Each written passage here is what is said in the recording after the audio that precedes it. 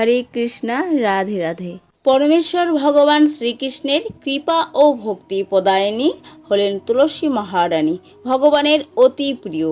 শাস্ত্রে উল্লেখ রয়েছে তুলসী মহারানীর শুধু দর্শনে পাপ নাশ হয়, জলদান করলে যম ভয় দূর হয়।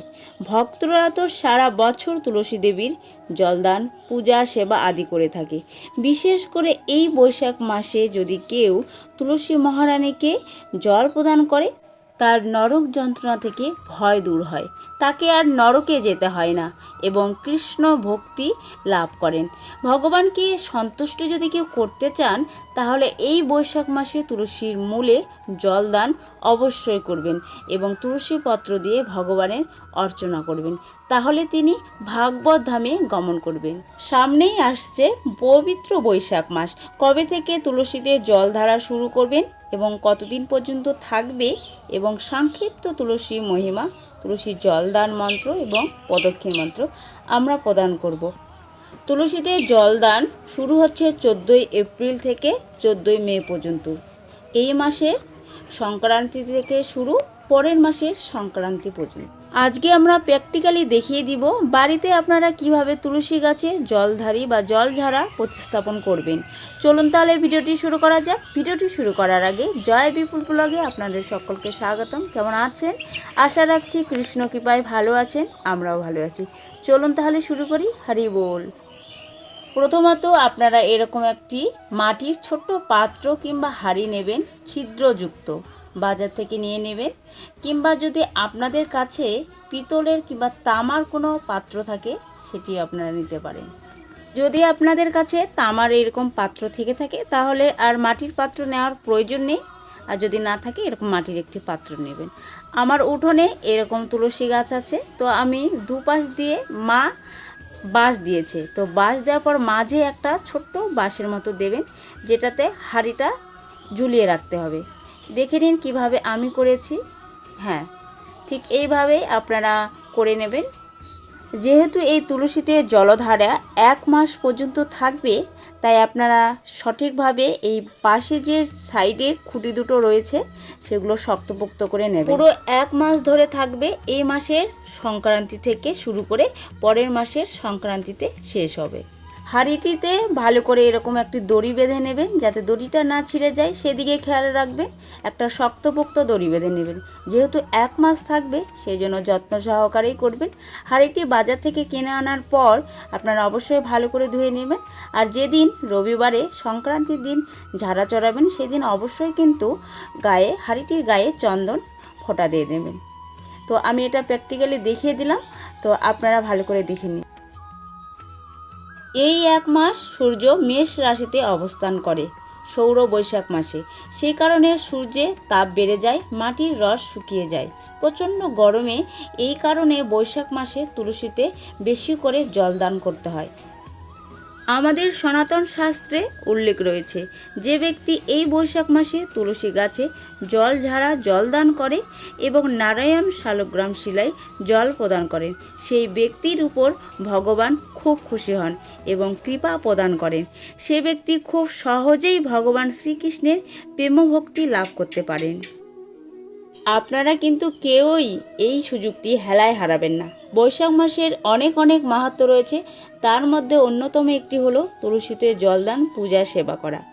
ভগবানকে আপনারা যদি সর্বোচ্চ ঐশ্বর্য প্রদান করেন, তবুও ভগবান কখনো এতটা খুশি হন না। তাছাড়া আমাদের কাছে যা কিছুই আছে সবই তো ভগবান, তারপরেও যদি কেউ ঐশ্বর্যের অধিকারী হন, ভগবানকে ঐশ্বর্য প্রদান করেন, ভগবান অতটা প্রীত হন না। ভগবান সব থেকে বেশি খুশি হন বা প্রীত হন যদি কেউ শুধুমাত্র তুলসী পত্র ভক্তি সহকারে ভগবানকে চরণে নিবেদন করেন এবং ভগবান তখন ভক্তের অধীন কিংবা বশীভূত হন। সকল মনোবাঞ্ছা পূর্ণ হয়। তুলসী মহারানীকে যদি কেউ সন্তুষ্টি করতে পারে, তাহলে শুদ্ধ কৃষ্ণ ভক্তি লাভ করা যায় খুব সহজে। বৈষ্ণবরা সকাল সন্ধ্যা তুলসী আরতি করে। তুলসী কৃষ্ণ প্রেয়সী নাম নাম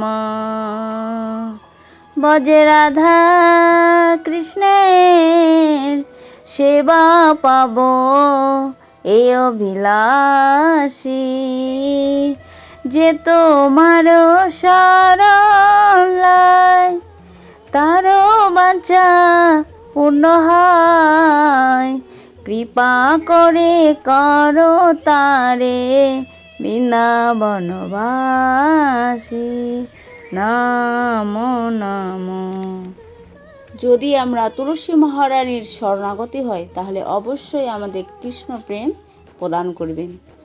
পদ্মপুরাণে সৃষ্টিখণ্ডের 7 অধ্যায়ে উল্লেখ আছে, যে ব্যক্তি তুলসী মালা কণ্ঠে ধারণ করেন এবং নিত্য প্রতিদিন তুলসী পূজা এবং তুলসী পত্র দিয়ে ভগবানের সেবা করেন, তুলসীতে জল সেচন করেন, প্রণাম করেন, তিনি মহাপবিত্র হন, সকল পাপ বিনষ্ট হয়, তিনি হরিভক্তি করার যোগ্য হন এবং ভাগবত ভক্তি লাভ করেন।